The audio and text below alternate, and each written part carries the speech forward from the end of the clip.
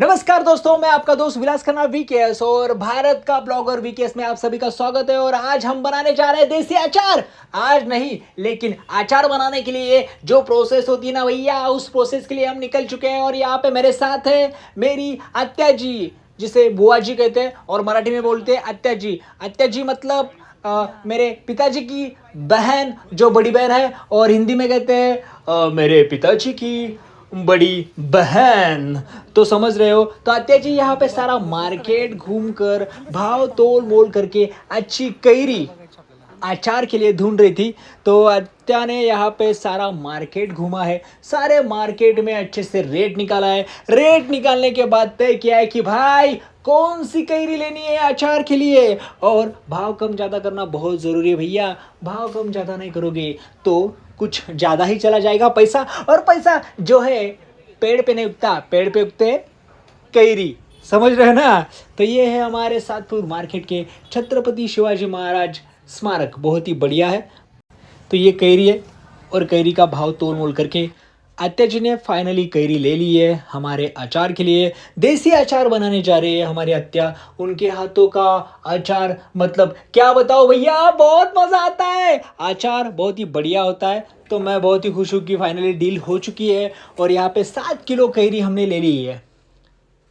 हाँ, तो यहाँ पे हमने 7 किलो कैरी ले ली है भैया। और उस कैरी को हम धोएंगे अच्छे से, उसको पोंछेंगे और फिर काटने वाले के पास उसको हम देंगे और वो काटने वाला अच्छे से काटेगा। तो देखो मैं कैसे किस तरह से अत्या जी को मतलब मेरी बुआ जी को मदद कर रहा हूँ।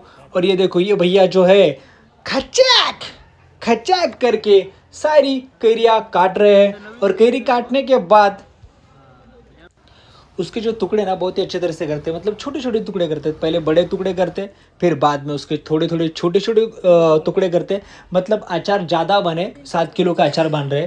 तो भैया ने बहुत ही अच्छी तरह से हमें टुकड़े करके दिए अचार के नहीं, मतलब सॉरी कैरी के। अचार तो बनने जा रहे हैं ना भैया। अचार बनना भी बाकी है, क्योंकि अचार के लिए हमें बहुत सारा सामान भी लेना है। तो ये भैया ने बहुत ही अच्छी तरह से टुकड़े करके दिए।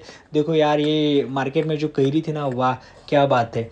तो मार्केट में जब आप कैरी लेने जाओगे तो आपको लेनी है अच्छी से कैरी। ये मार्केट में हमने सब ले लिया है और पहले में सब पैक कर लिया और यहाँ सब निकल रहे हैं अपने। तो अत्या जी है मेरी, वो बात कर रहे हैं। चलिए, तो मिर्ची लेनी है हमें। मिर्ची लेने के लिए हम निकल रहे हैं। यहाँ पे देखिए कि मिर्ची कहाँ पे मिल रही है। अभी जहाँ पे मिर्ची मिलेंगी वहाँ पे हम जाएंगे और मिर्ची का भी भाव कम ज़्यादा करेंगे अत्या अपने हिसाब से, बुआ जी। और वो वहाँ से ले लेंगे। अभी आम का सीज़न है तो यहाँ पे बहुत सारे आम की दुकान है भैया। नासिक में आम की कमी नहीं है भैया, आम तो आम ही है। देखो भैया, अचार बनाना कोई आसान बात नहीं है। अचार बनाना मतलब बहुत ही मेहनत का काम है और उसके लिए हर हिसाब से माल डालना पड़ता है। मिर्ची, नमक, लवंग, हींग, मिरी, ये सब चीज़ें लगती है, लहसुन। हम जो भी अच्छा बनाना चाहे, जिस तरह से बनाना चाहे उसी हिसाब से सब डालना पड़ता है। तो हमने सब सामान बाज़ार से ख़रीद लिया।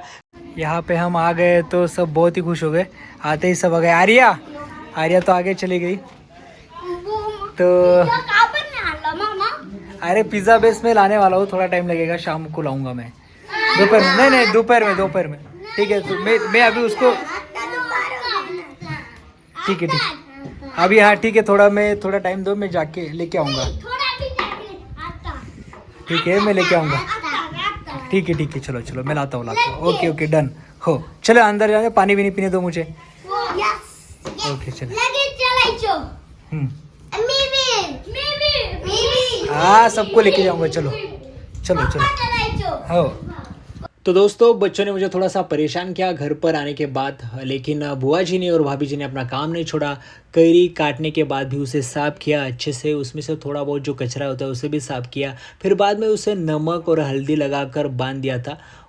और यहाँ पर बच्चों को मैं लेके आया था खाने के लिए कुछ, क्योंकि उनको मैंने वादा किया था कि मैं तुम्हारे लिए कुछ खाने के लिए लेके आऊँगा, लेकिन मैं लेके नहीं आया था। इसीलिए वो मुझे बोल रहे थे कि तुमने कुछ लाया क्यों नहीं। तो मैं उनको डायरेक्ट यहाँ पर खाने के लिए लेके आया और उनको बोला कि जो भी लेना है ले लो भैया, जो खाना है खा लो। फिर मैं शाम को शूट के लिए बाहर गया था और 12:30 बजे मैं जब घर पे आता हूँ रात को, तो रात को मैं देखता हूँ कि ये उल्टा क्यों लटका के रखा है भैया कैरी को। आचार्य ऐसा किस तरह से बनता है? फिर बाद में मुझे पता चला, मैंने ठीक से देखा कि भैया ये उल्टा इसीलिए लटका के रखा है नमक और हल्दी लगाकर, ताकि इसमें से जो पानी रहता है वो निकल जाए और कैरी और अचार ज़्यादा दिन तक टिके और अच्छा लगे। तो ये प्रोसेस होता है। देखिए किस तरह से इसमें से पानी निकाला गया है। पानी निकालना बहुत ज़रूरी होता है, उसको मराठी में बोलते हैं चीक। वो चीक निकालने के बाद कैरी बहुत ही अच्छी हो जाती है और अचार बहुत ही अच्छा लगता है और बहुत दिनों तक टिकता है भैया। फिर ये सारी प्रोसेस करने के बाद दूसरे दिन तेल को गरम करके उसमें सारे मसाले बारी बारी डालकर, नमक डालकर, फिर ये सूखी हुई कैरी उसमें डालनी होती है और डालने के बाद उसको मिक्स करना होता है। मिक्स होने के बाद फिर ये बन जाता है अपना अचार। तो बाकी मैं प्रोसेस का वीडियो दिखा नहीं पाया क्योंकि मैं शूट के लिए सुबह भी दूसरी तरफ था। तो ये डायरेक्टली बन चुका था हमारा अचार। तो ये रहा हमारा देसी अचार जो हमारे बुआ जी ने बनाया है। और दोस्तों स्वाद के अनुसार उसमें गुड़ भी थोड़ा सा डाल सकते हैं ताकि खट्टा मीठा ऐसा नमकीन और स्वाद उसमें मिल जाए। तो ये था बुआ जी का देसी अचार बनाने का तरीका। और ये बुआ जी ने हमारे लिए आखिरी अचार भरा था। उसके बाद कुछ महीनों के बाद ही बुआ जी का देहांत हो चुका था। तो थैंक यू बुआ जी और मिस यू बुआ जी। आपका ये अचार हमेशा हमेशा के लिए याद रहेगा।